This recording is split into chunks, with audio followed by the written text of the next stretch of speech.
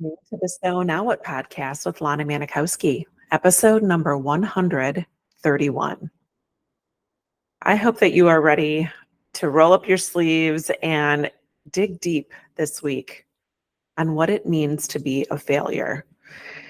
The word failure, I mean, let's be honest, like we probably started having a fear of failure at a very young age. And I am going to just speak from my perspective. Maybe my family was different than yours. Maybe the things that we talked about in my family and the cultural norms that came from being part of an immigrant family might differ from yours. But knowing the amount of women that I have helped work through the word failure in Thrive After Infertility and my coaching students, I'm guessing that I'm not alone on this. Think about all the times that you hear early on, like, don't air your dirty laundry. Don't let anyone know that you're struggling. Don't tell people our family business. All these things that we have adapted our lives to tiptoe around anything that becomes a struggle or seems as a struggle in our life. And as we continue to develop into adults, there is I think of this like common notion of like failure is not an option. So there's just compounding reasons to believe that not having what someone has created for us as this picture perfect life or this picture perfect way of being, not adhering to that or not being able to parallel or mirror your life as that gets us to thinking that we're doing life wrong. And it became more apparent to me as I was navigating IVF and infertility treatments, maybe same for you, that I was not good at being a fertility patient. I was not good at being adherent and being on time and being observant of my protocols and the timing of my shots and medications and ovulation cycles and all of these things that we have taken this idea of how to do things right, how to make a baby right, how to go through IVF right, and created this notion that we as individuals aren't doing IVF, infertility treatments, and infertility correctly. And it really jacks with your head. And I remember being so embarrassed and so humiliated about having to go through fertility treatments that I didn't talk about it with many people. I didn't talk about it with my boss. I didn't talk about it with many of the people I worked with because I was used to being seen as somebody who'd had a perfect life. On the sidelines, did I have a perfect life? Absolutely not. But the way that I was raised to present myself in a way that created this notion that everything was perfect in my life and that there was very few things that gave me trouble or that I couldn't accomplish. And now I had this dirty secret that I couldn't create a baby with my body. And I sat there and I felt so alone because I was so worried that somebody would view me as a failure.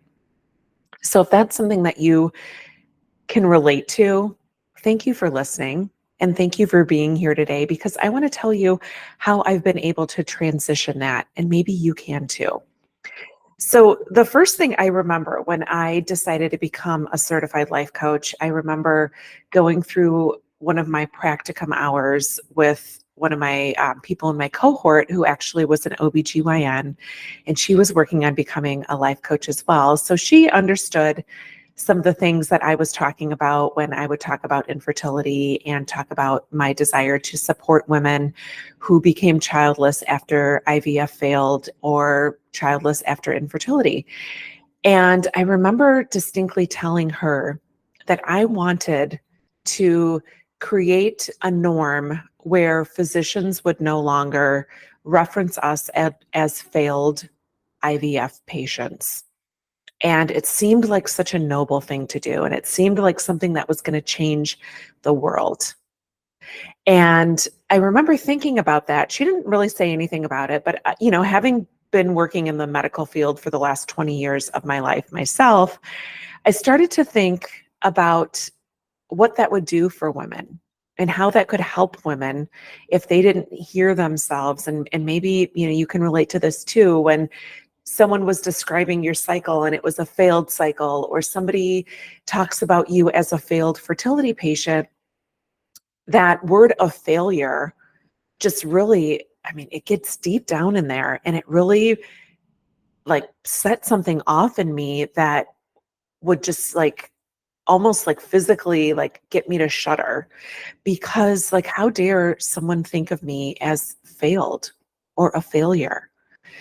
And as I became more aware of life coaching and the ways that life coaching can help expose you to seeing your life differently, or choosing to decide how you want to view yourself and view the things that you have encountered in your past without having to act like they didn't happen, how can you, from a forward facing way, look at the things that have happened in your life and decide, how do you want to view them?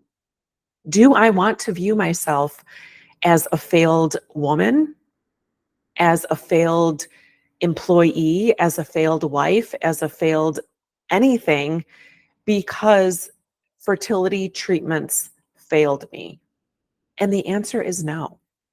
So I decided that maybe it would be a lot easier, instead of changing the verbiage of the millions of healthcare providers out there who are accustomed to referencing women who go through fertility treatments and don't end up having a pregnancy or a child from a cycle as failed, and decide, what can I make that word mean about me?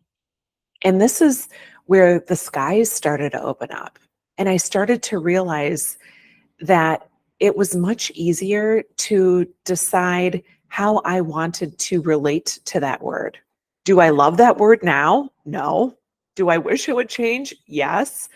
But if I'm going to spend energy on changing things in the world, can I start with changing my vision of myself? And the ability that we have as women who have gone down this path to decide that we want to align ourselves with a different way of thinking is some of the most freeing work. And in my personal case, to me, it was the most significant knowledge that I gained to be able to change my life myself and not have to wait for language to change, not have to wait to decide that the way I was talking about my story and the way that I was talking about my life was in a way that made me feel proud and made me feel as though I was somebody who was not a failure. And I want that for every woman. I want that for every woman. I want women to know the ownership that they can have in words that are offered to them. That's why you hear me talk a lot about things people say and how we respond to them. I actually sneak peek, if you follow me on social media, I'm going to go off tangent here a little bit. I am going to be announcing this awesome new resource that I am going to be providing for women who are on my mailing list for free. It's all about the things people say and how to handle them. It's the first of its kind, this type of resource that I have created solely for you. So follow me on Lana.Manikowski on Instagram if you want to get in on getting that free resource, and I'll get it to you. You'll be seeing stories. You can DM me, anything like that. But back to the fact that we can manage things people say to us and not like them, but not end up not liking ourselves because of words that people say. And when it comes to feeling like a failure, a lot of that of course, is because we have been accustomed to believing that failure means that we have done something wrong. And I want to tell you that during your fertility treatments or your diagnosis or whatever brought you to a place that you are somebody who is childless, not by choice, there is nothing that you have failed. I see you as such a beautiful light. I see you as somebody who was willing to go out of their place of comfort, somebody who was willing to show up repeatedly, even knowing that the chances were not 100% of success through a fertility treatment, yet you were willing to show up. Like, to me, that is not a failed person. To me, that is somebody who inspires others. And that is somebody who is focused on working towards something, even if they don't know the outcome. So as you're thinking about this language out here, and of course, I'm not telling you that we should accept being called failed fertility patients, but you'll notice in a lot of the stuff that I write, in a lot of the ways that I reference infertility, I don't say that when I failed IVF, I say that when IVF failed. So even that little change in who I'm putting the onus on for me gives me a lot more freedom to believe that it wasn't my fault. I didn't fail fertility treatments. Fertility treatments failed when it came to me.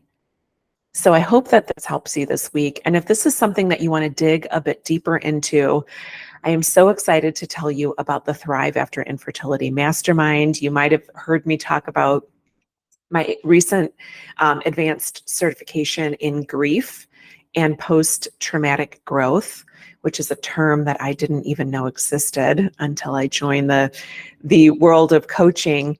But the certification that I have to help women who are grieving this unexpected life, women who are grieving this belief of failure or inability to have children as something that they have done wrong. I am so excited to bring you this program of Thrive After Infertility. I'm calling it Thrive 2.0 because it is going to go so deep and bring you to a place where you can start to truly feel like you can thrive and feel fulfilled, even if you didn't have the children that you dreamed of. So my next class is starting in October. I promise you that it is filling up fast. People who have been wanting to work with me and wanting to get to this place where they feel like they are themselves again and feel free of all this weight that they have been carrying around, both emotionally and physically through fertility treatments. So if that is something that you are interested, I encourage you to go to lanamanikowski.com and click on the Work With Me page, and you will learn all about Thrive. And then there's just a quick survey that you fill out just to make sure that what you are seeking is something that I'm able to give. But I want you to just know that you don't have to believe that you have failed at anything. That word can be so caustic, but learning how to manage it can be some of the most freeing work that you've experienced in your life. So I hope that you have a beautiful week. I love you. And remember that it's never too late to discover your meaning. I'll talk to you next week.